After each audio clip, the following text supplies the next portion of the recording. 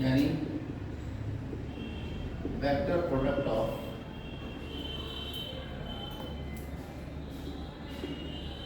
To vector. आपके पास दो वेक्टर हैं और उन वेक्टर का हमें वेक्टर प्रोडक्ट है। अभी उससे पहले लिया था डॉट प्रोडक्ट, उसे हम अदिश बोलते हैं। मान लीजिए एक वेक्टर ए है, एक वेक्टर बी, ये ए है और ये बी है। ये दोनों एक दूसरे से थीटा कोण पर जुड़े हुए। यह हो सकता है कि एक वेक्टर यहाँ पर है बी, तो हम बी के समांतर एक रेखा खींच लेंगे ए के इनिशियल पॉइंट से, तब उन दोनों के बीच कोण आ जाएगा। या इसके समांतर रेखा यहाँ से खींच लेंगे, तब इन दोनों के बीच कोण आ जाएगा। ठीक है, तो दो वेक्टर हैं, उनके बीच में कोण थीटा है। अगर हम उनका वेक्टर प्रोडक्ट निकालेंगे तो उसे हम लिखते हैं ए वेक्टर क्रॉस।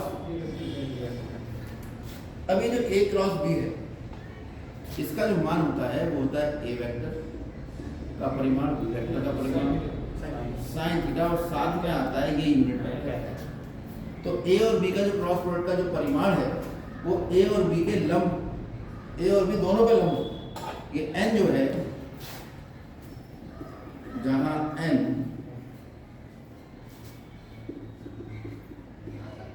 सदिश ए तथा b के लंबवत इकाई सदिश, यानी सदिश ए और बी को हम एक ही तल में मानेंगे, और जो उस तल के लंबवत वेक्टर होगा उसका जो इकाई सदिश हम लेंगे उसे हम n कैप। ठीक है, तो आप अगर देखें ध्यान से, अगर मैं दोनों तरफ मॉड ले लूं, ये टिप्पणी है,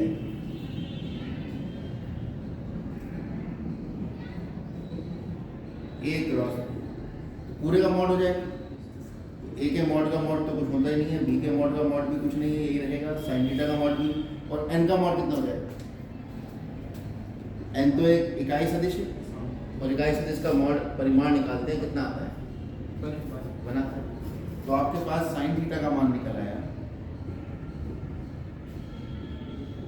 ए क्रॉस बी का मॉड बटे ए मॉड बी मॉड। अगर जरूरत पड़ेगी तो इस प्रकार से साइन थीटा का मान निकालें।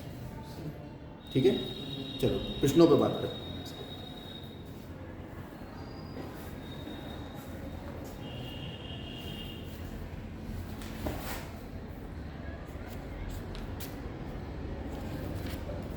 एक और बात, अगर आपके पास एक त्रिभुज है और इस त्रिभुज की कोई दो भुजाएं आपको दे रखी हैं, एक ए और एक बी, ठीक है, और इन इस त्रिभुज का क्षेत्रफल निकालें। केवल इस त्रिभुज की दो भुजाओं के स्थिति सदिश आपको पता है, स्थिति सदिश नहीं सदिश पता है। तो त्रिभुज एबीसी का क्षेत्रफल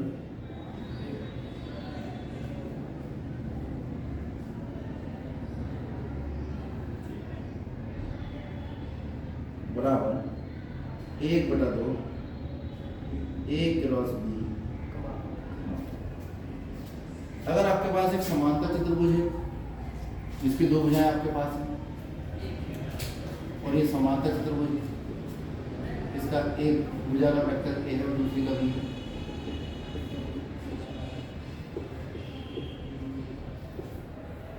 समांतर चतुर्भुज ए बी सी डी का क्षेत्र बराबर ए क्रॉस बी। इसका मतलब आयत का भी ऐसे निकला है ना, आयत भी तो समांतर चतुर्भुज ही होता है, वर्ग भी समांतर चतुर्भुज।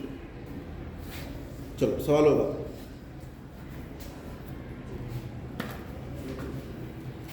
प्रश्नावली 10.4 का दूसरा सवाल है। उसमें इसने कहा है कि एक वेक्टर ए है 3i + 2j + 2k, एक वेक्टर बी है b + 2j - 2k, 3i + 2j + 2k i + 2j - 2k।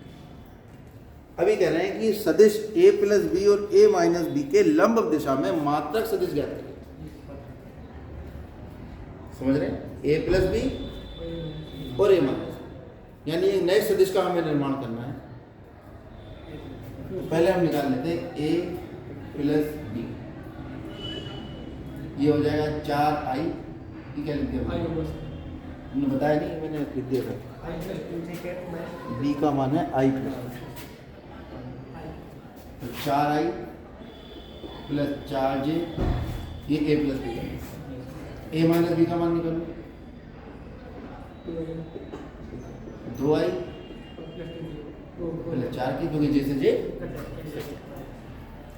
इसका नाम रख लें a प्लस बी का कुछ और a माइनस बी का कुछ और। इसका नाम रख लेते हैं हम c और इसका नाम रख लेते हैं, कोई दिक्कत तो नहीं। अब हमें क्या ज्ञात करना है? हमें c तथा d के लंबवत इकाई सदिश ज्ञात करें।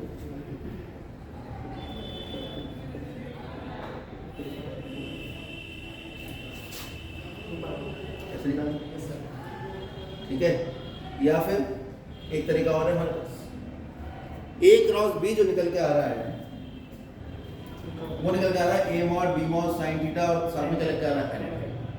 इसका मतलब ये n कैप एक इकाई सदिश है और इसकी गुणा इतने सारे मटेरियल से हो रही है। जब इसकी गुणा इस पूरे मटेरियल से हो रही है, यहाँ कुछ छूटा तो है, छूटा है,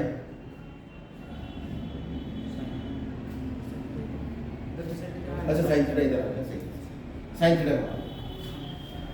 जब हम एक इकाई सदिश को किसी भी संख्या, ये संख्या तो है, किसी भी संख्या से गुणा करते हैं तो इकाई सदिश वाली दिशा में एक वेक्टर निकलता है।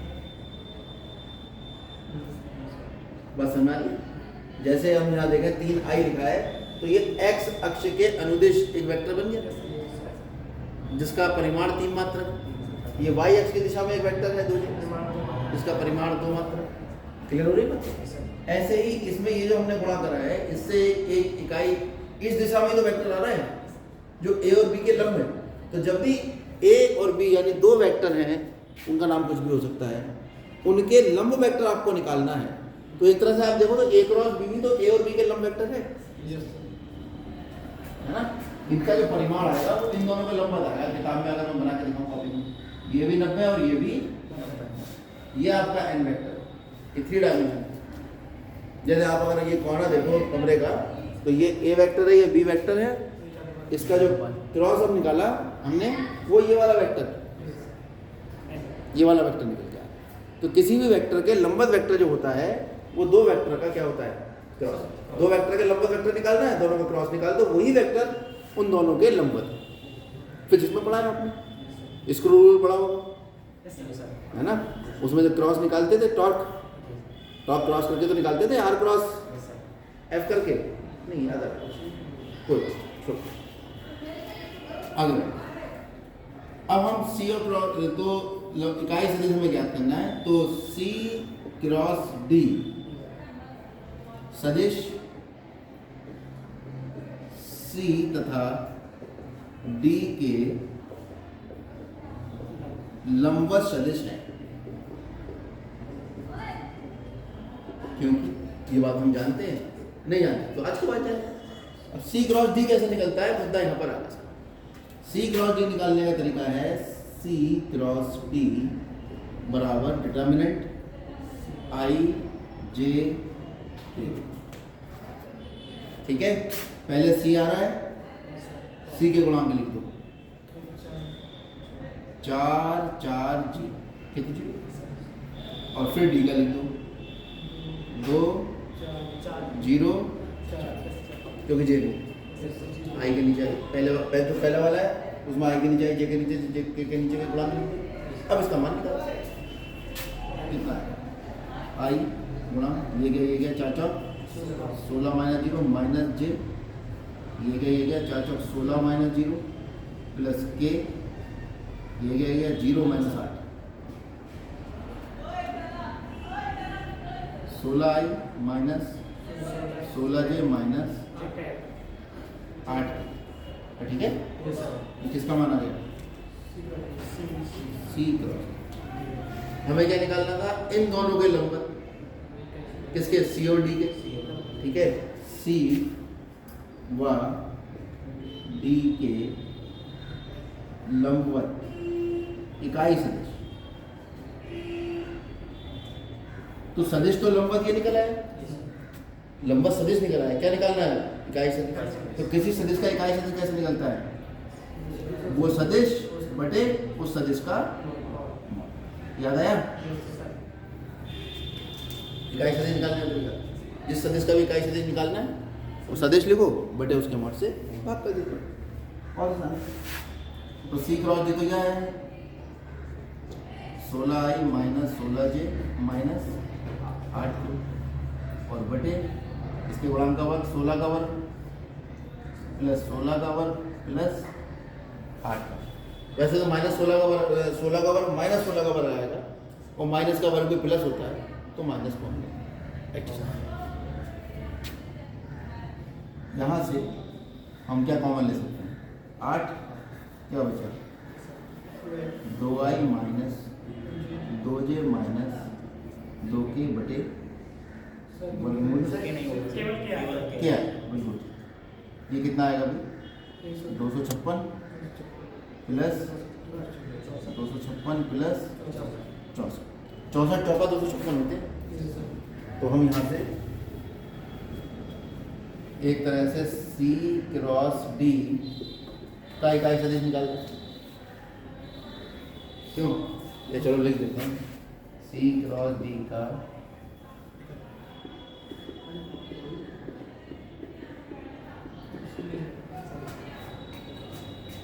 ये लंबवत, सी क्रॉस डी के लंबवत थोड़ी होगा, सी और डी के लंबवत होगा, सी और डी के लंबवत इकाई सदिश सी क्रॉस डी है और ये क्या निकालना है हम, सी क्रॉस डी जो लंबवत सदिश है उसका इकाई सदिश। क्लियर हो गई बात, कन्फ्यूजन नहीं रहना चाहिए।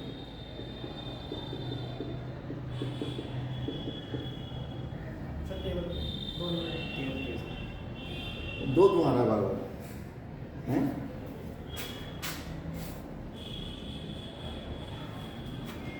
ऐसे एग्जाम में गलती हो जाती है, बच्चा लिखता है कुछ और है और फ्लो में कुछ और लिख जाता है। इसमें तो कॉमन आएगा 64, तो 4 प्लस 4 प्लस 1 क्यों, 64 का बाहर निकल के 8 आएगा,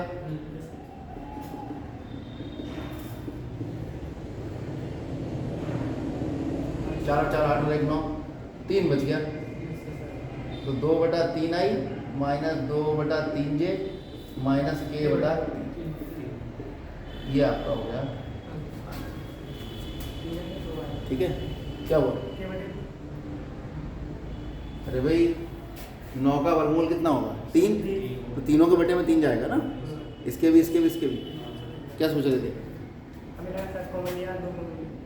सी तथा डी, अब तो पूरी बात लिखो, सी कौन था, ए प्लस बी, मानो कुछ भी, जब उत्तर निकाल दो तो लास्ट में स्टेटमेंट जो लिखोगे आप वो वही लिखो जो पूछा, ठीक है। ए प्लस बी तथा ए माइनस बी के लंबवत कौन है, मात्रक या इकाई, इकाई या मात्रक सदिश या, ठीक। अब थोड़ी सी और थोड़ी बात आगे बढ़ाते हैं। आई जे तथा के का सदिश, ठीक है। उसके अलावा एक और बात यहाँ पे याद रखिए कि अगर आपके पास वेक्टर ए है और वेक्टर बी है, इसका जब आप क्रॉस लेते हो, पेन को देखना होगा, तो इसका लंबवत सदिश ये होगा। अगर ये दिशा में धनात्मक मान लो तो ये लंबवत सदिश इस तरह चलता है, सीधे हाथ की तरफ जब हो गया। तो अगर मैं इसे ए कहूँ, इसे बी कहूँ, तो लंबवत सदिश किधर की तरफ आ रहा है, हम घुमा रहे हैं, तो पेज के संदर्भ से अंदर, ठीक है। हाँ, तो ये ए क्रॉस बी जो आएगा, और जब हम इसे उल्टा घुमाएंगे यानी बी का क्रॉस ऐसे कर दें, तो ए क्रॉस बी बराबर होगा माइनस का बी क्रॉस ए, क्योंकि जो लंबवत सदिश है उसकी दिशा बदल जाएगी, ए से बी का जब हम क्रॉस करेंगे तो लंबवत सदिश जिस भी दिशा में होगा, बी से ए का क्रॉस करेंगे तो उसकी दिशा बदल जाएगी। और ये ए क्रॉस बी है क्या, ये तो खुद ही लंबवत सदिश है। तो एक दिशा में है और दूसरा दूसरी दिशा में, विपरीत दिशा में। तो इसलिए सदिश के नियम से अगर दो सदिश समान हैं, उनका दिशा भी बराबर है, मापांक भी समान है और वो बराबर हैं और उनकी दिशाएं अलग अलग हैं, तो हम उनके बीच में क्या लगा देते हैं, माइनस ए प्लस बी, ए क्रॉस बी। यानी अगर दो सदिशों का सदिश गुणन का क्रम बदलोगे, ठीक है, तो वो उसके माइनस के बराबर। ये सब मैं बता रहा हूँ, बताऊंगा अभी क्यों बताया मैंने सर।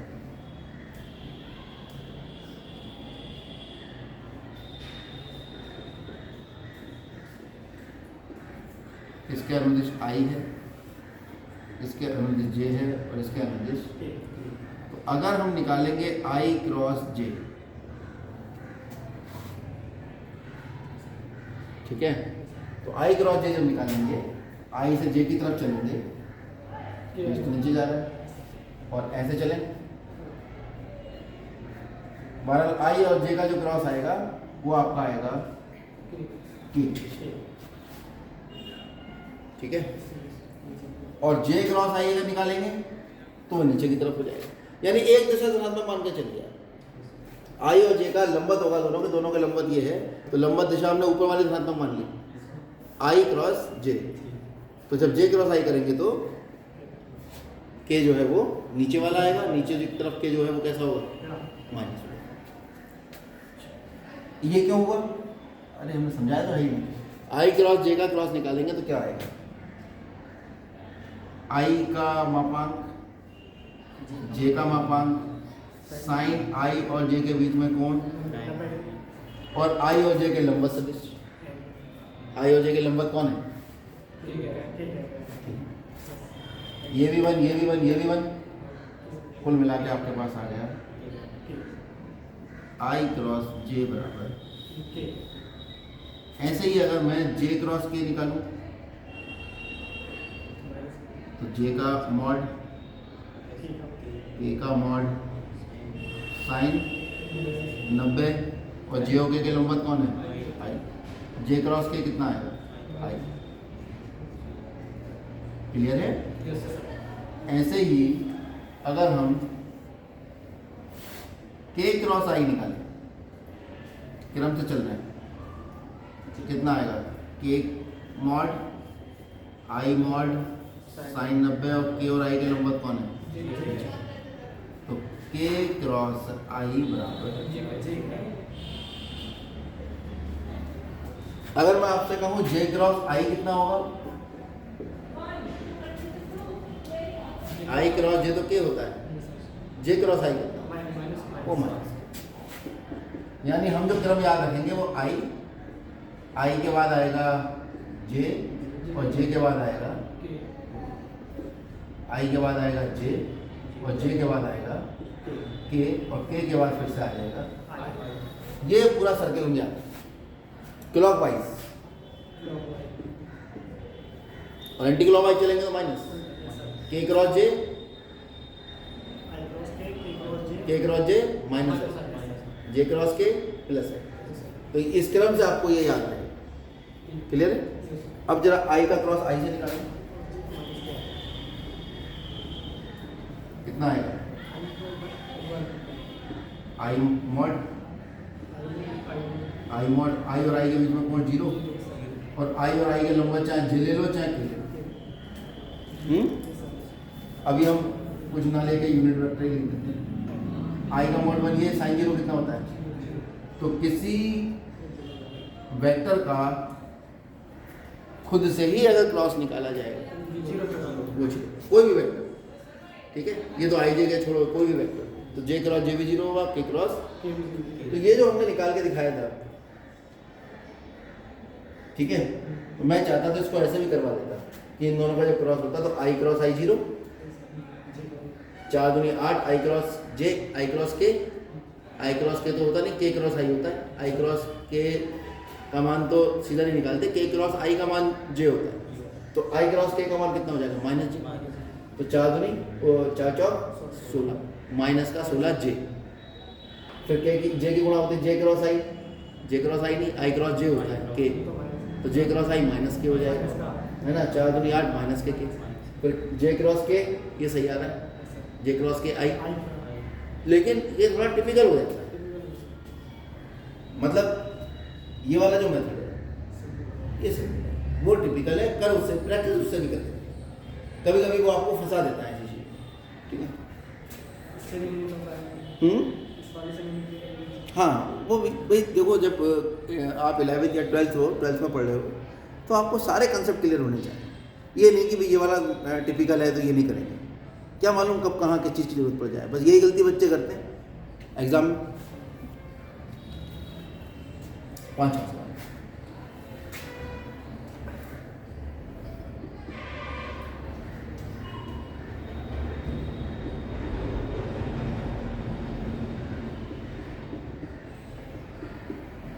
संख्या तुम लोगों की कम है, संख्या थोड़े बच्चों से कहो आए तो फिर हम वेक्टर को और थोड़ा सा विस्तार से पढ़ाएं। हमेशा इंतजार में इसको हमने हल्के में पढ़ाया हुआ थोड़ा सा, कि सारे बच्चे आ जाए उस दिन इसके सारे कंसेप्ट बताएं एक साथ। अभी तो इतने बता दिए कि आपका सारे इंटर का तो आप निकाल के ले जाओगे सब, अब जरा बच्चे थोड़े ज़्यादा आ जाएं तो मतलब कंपटीशन का भी नहीं छूटेगा। ये इसने दिया है, कह दिया लैम्डा और म्यू का मान बताओ, इतने का है लैम्डा और म्यू का क्रॉस प्रोडक्ट है, क्रॉस प्रोडक्ट निकाल लेते हैं, आई जे ए बराबर जो दे रखा है, ये 2 6 27 ए लैम्डा, तो आई इंटू कितना आएगा 6 म्यू माइनस 27 माइनस जे, ये कटेगा 2 म्यू माइनस 27 प्लस का के, ये कटेगा ये कटेगा 2 लैम्डा माइनस 6 बराबर जी। तो आप इसे लिखेंगे 6 म्यू माइनस 27 लैम्डा आई माइनस 2 म्यू माइनस 27 जे प्लस 2 लैम्डा माइनस 6 के बराबर 0 आई प्लस 0 जे प्लस जी, ठीक है। एक्स की दिशा में वियोजित भाग एक्स के बराबर होगा, वाई की दिशा में वियोजित भाग वाई के बराबर होगा, जेड वाला जेड। 2 म्यू माइनस 27 बराबर 0 और 2 लैम्डा माइनस 6 बराबर, तो लैम्डा बराबर 27/2 और म्यू बराबर 3, ठीक है। अब वेरीफाई करना है आंसर हमारा, मतलब हमारा आंसर सही आया या नहीं आया, वेरिफिकेशन कर लेते हैं भाई। 6 म्यू माइनस 27 लैम्डा निकाल के देखो, 6 गुणा 27/2 माइनस 27 गुणा 3 2 दिया 6, कितना आ गया,